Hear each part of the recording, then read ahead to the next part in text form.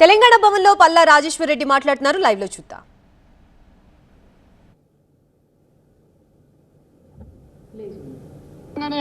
కడియం శ్రీఆర్ గారు మాదిగ సామాజిక వర్గాలకు సంబంధించిన వాడైతే శాసనసభలో ఒక నిజ నిర్ధారణ కమిటీ వేసి ఆయన సొంత ఊరిపోయి ప్రజలను కనుక్కుందాం, ఇంతకు ఈయన ఏ కులం వాడు, ఏ సామాజిక వర్గం వాడు, ఈరోజు ఏ సామాజిక వర్గంలో రిజర్వేషన్లు అనుభవిస్తున్నాడో ఆయన సొంత ఊరికి శాసనసభ నుంచి అన్ని పార్టీల నుంచి నిజ నిర్ధారణ కమిటీ వేసి నిజ నిర్ధారణ కమిటీ ముందల విచారణ జరిగి ఆయన శీలాన్ని ఆయన నిరూపించుకోవాల్సిన అవసరం ఉన్నది.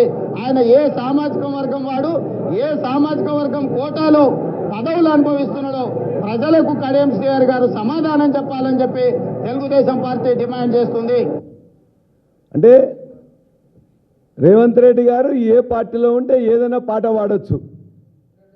ఆయన మాట్లాడితే నాలుగు నాలుకలు, ఒక రెండు నాలుకలు కూడా నాలుగు నాలుకలతో మాట్లాడతారు.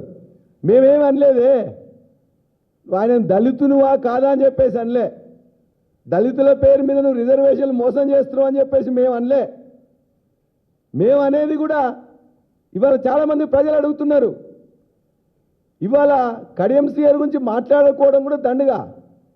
ఎందుకంటే ఎన్టీ రామారావును మోసం చేసి చంద్రబాబు దగ్గర చేరిండు, చంద్రబాబును మోసం చేసి కేసీఆర్ గారి దగ్గర చేరిండు, కేసీఆర్ గారు మోసం చేసి రేవంత్ రెడ్డి దగ్గర చేరిండు, రేపు రేవంత్ రెడ్డి దగ్గర మోసం చేసి ఎక్కడ చేరుతారో చూడాలి. ఇక అందుకే అందరినీ ఒకరి తర్వాత ఒకరు మోసం చేయడం లాంటి దిట్ట అని నాది కాదు, రేవంత్ రెడ్డి గారి అభిప్రాయం కూడా అదే.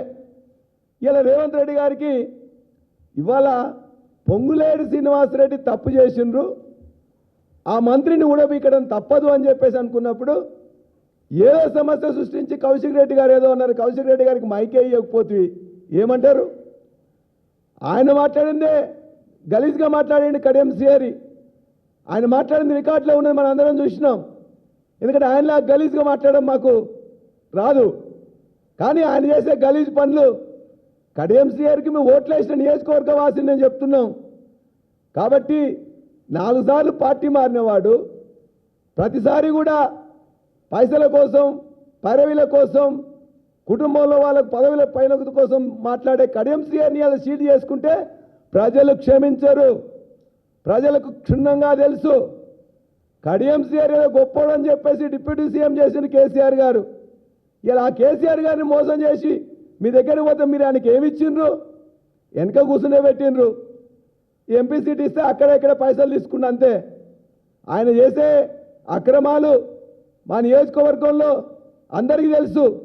ఎంత భూమిని లాక్కున్నాడు, ఇనుపరాతి గట్లను ఏ విధంగా నాకు లాక్కుంటున్నాడు, ఎన్ని క్రషర్ పెట్టియాలో మీరు ఇచ్చిన వర్క్స్ అన్నింటినీ కూడా అల్లుంతో కలిపి మొత్తం దోచుకుంటున్నది నియోజకవర్గ ప్రజలందరూ తెలుసు. కాబట్టి ఇవాళ కడియం శ్రీఆర్ పేరు మీదనో, దళితుల పేరు మీదనో ఇవాళ పొంగులేటి శ్రీనివాసరెడ్డిని రక్షిస్తామంటే సాధ్యం కాదు. ప్రభుత్వం డిఫెన్స్లో పడిపోయింది. తప్పనిసరి పరిస్థితుల్లో సిబిసిఐడి వేసిండ్రు. మీరు సిబిసిఐడి వేసిన హౌస్ కమిటీ వేయాలని రాహుల్ గాంధీ సిద్ధాంతం మీరు ఏదైతే నమ్మితే, ఆయన అధ్యక్షుడని మీరు భావిస్తే, కాంగ్రెస్ విధానం కరెక్ట్ అనుకుంటే ఖచ్చితంగా హౌస్ కమిటీ వేయండి. ఆ